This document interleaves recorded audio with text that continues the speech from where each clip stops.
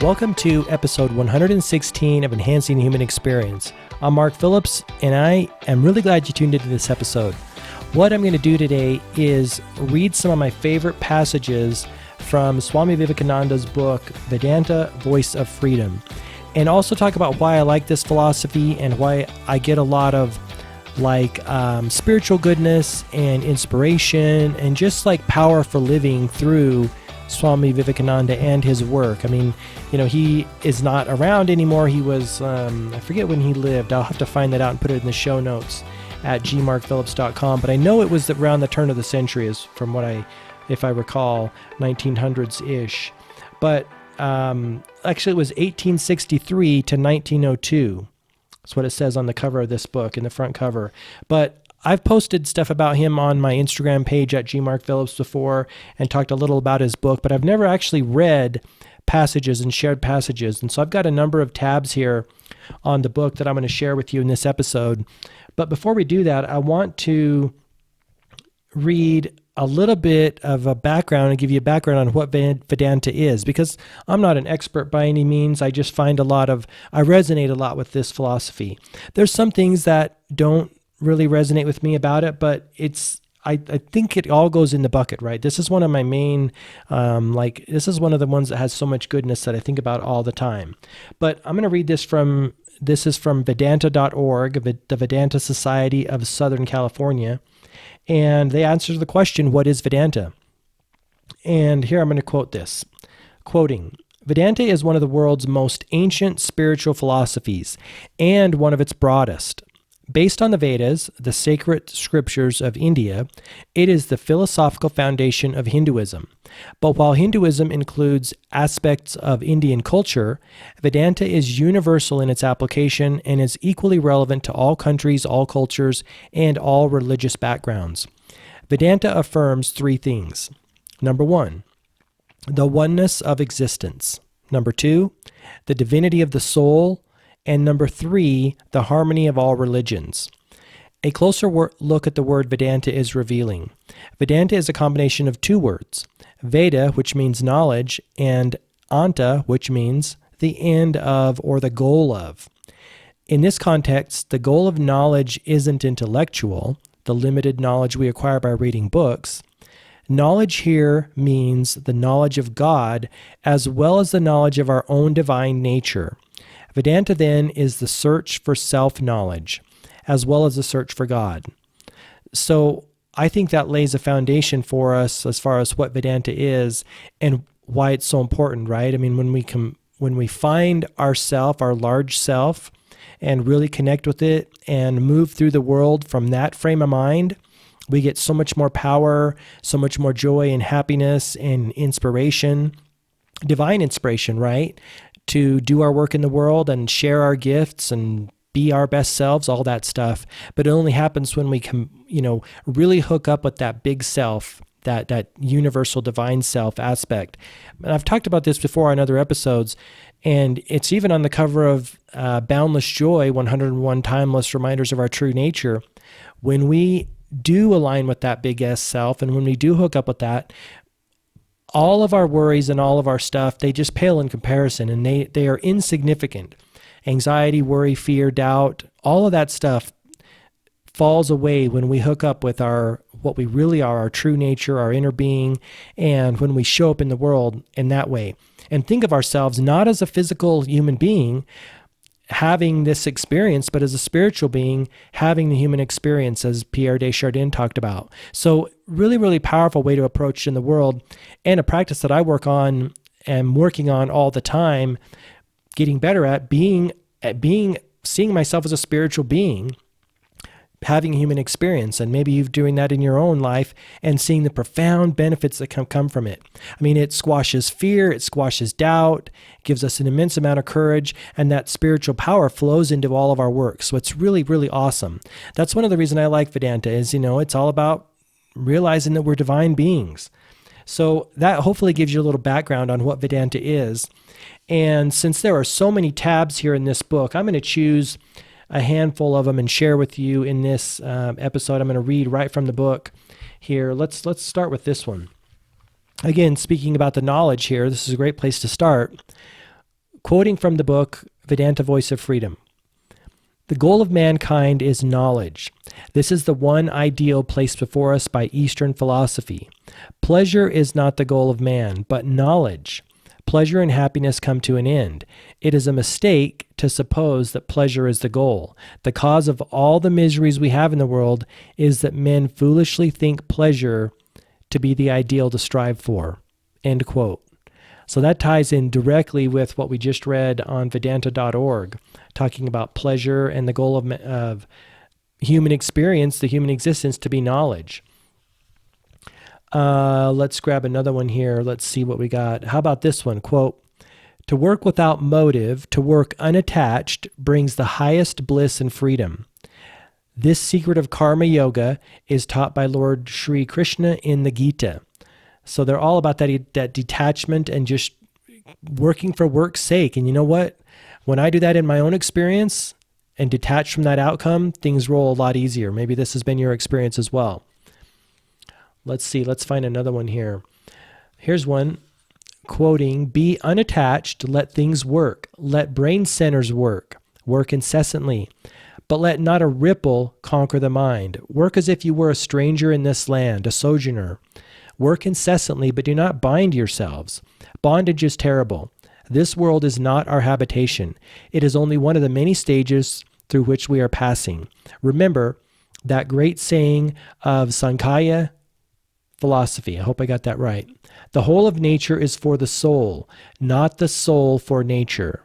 The whole of nature is for the soul, not the soul for nature. The very reason for nature's existence is the education of the soul. It has no other meaning. It is there because the soul must have knowledge, and through knowledge, free itself. That's awesome. That is an awesome quote right there. Let's go back here a few more pages and pull another one. All right, here we have, let's start with this one right here. The struggle is the great lesson. Mind you, the great benefit in this life is struggle. It is through that we pass. If there is any road to heaven, it is through hell. Through hell to heaven is always the way. When the soul has wrestled with circumstances and has met death, 1,000 times death in one way, but nothing daunted, has struggled forward again and again and yet again. Then the soul comes out as a giant and laughs at the ideal he has been struggling for, because he finds how much greater he is than the ideal. Wow, that's awesome. The goal, talking about the struggle. That's awesome. All right, let's go on here. Here's one about meditation. So, of course, they're big on meditation. That's a core tenet. Quoting, and then along with it, there must be meditation. Meditation is the one thing. Meditate, exclamation point. The greatest thing is meditation. It is the nearest approach to spiritual life, the mind meditating. It is the one moment in our daily life that we are not at all material, the soul thinking of itself, free from all matter, this marvelous touch of the soul. If that doesn't convince you to meditate, nothing will. And it convinces me to get more regular with my meditative practice for sure. Quoting again here, the greatest help to spiritual life is meditation, dhyana. In meditation, we divest ourselves from our material conditions and feel our divine nature. We do not depend upon any external help in meditation. The touch of the soul can paint the brightest color even in the dingiest places. It can cast a fragrance over the vilest thing. It can make the wicked divine, and all enmity, all selfishness, all is effaced. The less the thought of the body, the better, for it is the body that drags us down. It is the attachment identification that makes us miserable. That is the secret. I think I am a spirit and not the body, and that the whole of the universe with all its relations, with all its good and all its evil, is but a series of paintings, scenes on a canvas of which I am the witness. End quote. That's freaking awesome. Again, tying into that notion of seeing ourselves as a spiritual being first and foremost, and then going out in the world to do our work. That is awesome. And challenging as it is, that's where all the goodness comes from, right? I mean, I totally get it. That's one of the challenges that I face and I work on all the time. I mean, I'm not a human being, I'm a spiritual being. And you're a spiritual being, not a human being, right? It's one of the core foundational principles of the podcast. We're spiritual beings having this human experience. I love it. All right, let's go grab another one here. I want to capture this one. Let's go to a different one. That one isn't resonating with me, so we're going to go back here.